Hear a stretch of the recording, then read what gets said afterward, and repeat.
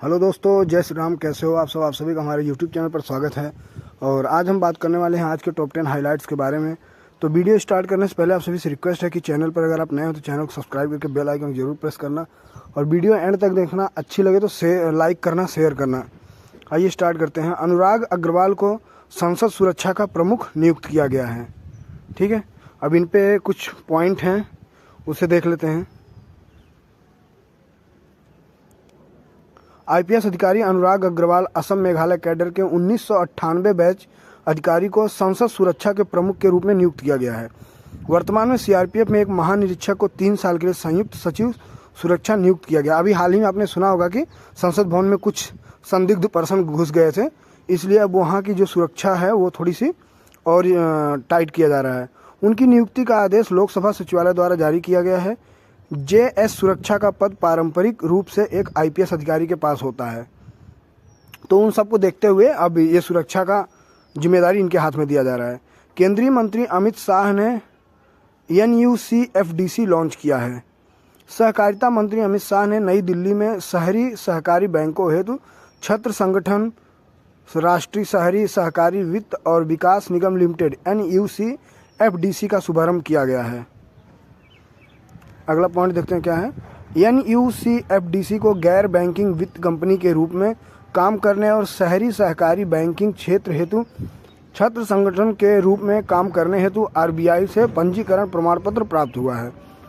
इस पहल का उद्देश्य शहरी सहकारी बैंकिंग क्षेत्र को आधुनिक और मजबूत बनाना है। ठीक है, पिछले 4 वर्षों में तेंदुओं की संख्या में 1000 से अधिक की वृद्धि हुई है। देश में 2018 से 2022 के दौरान तेंदुओं की संख्या में 1000 से ज़्यादा की बढ़ोतरी हुई है। मध्य भारत में सबसे अधिक आबादी दर्ज की गई है, जिसमें मध्य प्रदेश में 3907 तेंदुए हैं। बढ़ते हैं अगले पॉइंट की तरफ। पर्यावरण, वन एवं जलवायु परिवर्तन मंत्रालय की ओर से जारी रिपोर्ट के अनुसार देश में तेंदुओं की संख्या अब 13,874 हो गई है, जो वर्ष 2018 में 12,852 थी। ठीक है, तो कितने की वृद्धि हुई है ये भी आपसे पूछा जा सकता है। जगदीप धनखड़ ने IIT धारवाड़ में प्रमुख सुविधाओं की आधारशिला रखी है। आइए देखते हैं क्या प्रमुख सुविधाएं हैं।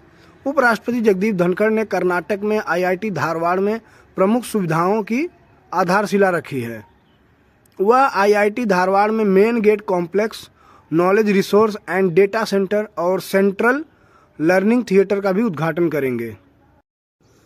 Shri Dhankhar MM Joshi I institute ICRI एक नए सुपर स्पेशलिटी नेत्र अस्पताल के उद्घाटन समारोह में मुख्य अतिथि होंगे। चीन पाकिस्तान को $2 अरब का ऋण देने पर सहमत हुआ है।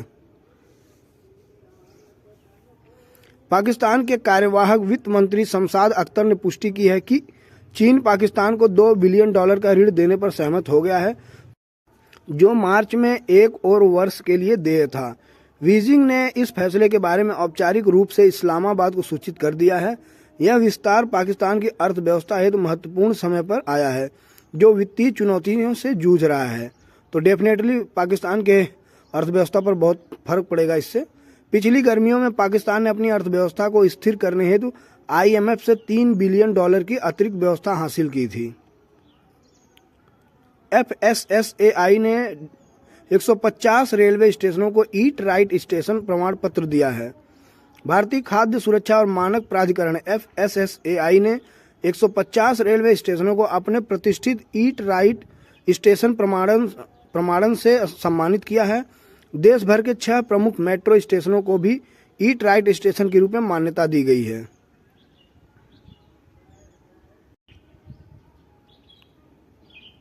ईट राइट स्टेशन प्रमाणन प्रक्रिया में खाद्य विक्रेताओं के कड़े ऑडिट, खाद्य संचालकों हेतु व्यापक प्रशिक्षण कार्यक्रम और स्वच्छता तथा स्वच्छता प्रोटोकॉल का कड़ाई से पालन शामिल है।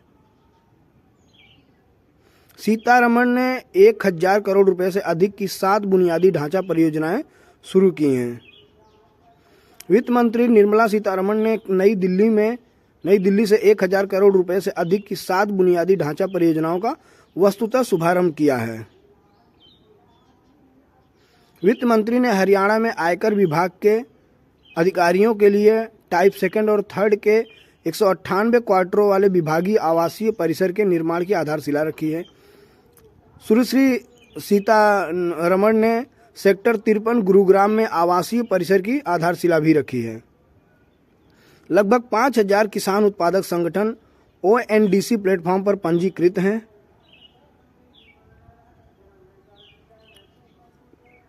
लगभग 5000 किसान उत्पादक संगठनों FPO ने अपनी उपज ऑनलाइन बेचने हेतु open network for digital commerce ONDC portal पर पंजीकरण कराया है।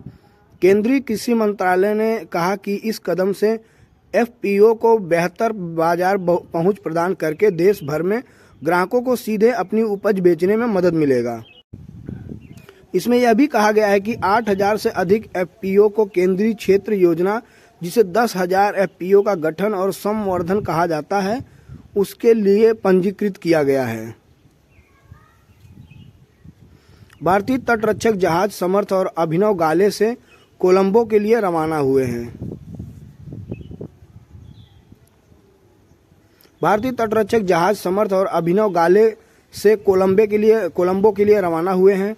गाले में जहाज़ों ने श्रीलंका तटरक्षक बल के साथ विविध कार्य किए, जिसमें बोर्डिंग ऑपरेशन, प्रदूषण प्रतिक्रिया, अग्निशमन और क्षति नियंत्रण में संयुक्त प्रशिक्षण शामिल था।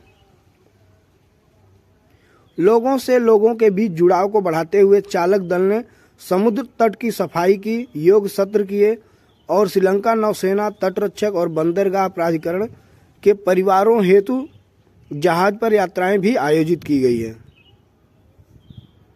RBI का कहना है कि 2000 रुपये के 97.62% नोट बैंकों में वापस आ गए हैं, यानी अभी भी नियर अबाउट 2.5% नोट बाहर है, घूम रहे मार्केट में। भारतीय रिजर्व बैंक RBI ने घोषणा की है कि 19 मई 2023 को इन मुद्रा नोटों को वापस लेने की घोषणा के बाद 2000 रुपये के 97.62% नोट बैंकों में वापस आ गए हैं। केंद्रीय बैंक ने कहा है कि 29 फरवरी 2024 को कारोबार बंद होने पर 2000 रुपये के नोटों का प्रचलन घटकर 8,470 करोड़ रुपए रह गया है। इस प्रकार 19 मई 2023 तक प्रचलन में 2000 के बैंक नोटों में से 97.62% वापस आ गए हैं। तो अभी भी मार्केट में लगभग 2.5% नोट बाहर रह गए हैं अभी बाजार में। तो ठीक है दोस्तों, आज की वीडियो में इतना ही। फिर मिलते हैं हम आप सभी से एक नई वीडियो में। अच्छी लगी हो तो लाइक करिए, शेयर करिए, चैनल सब्सक्राइब करिए और वीडियो को एंड तक देखते रहिए। फिर मिलते हैं आप सभी से एक नई वीडियो में। तब तक के लिए जय हिंद, जय भारत, जय Shri Ram, take care, good luck.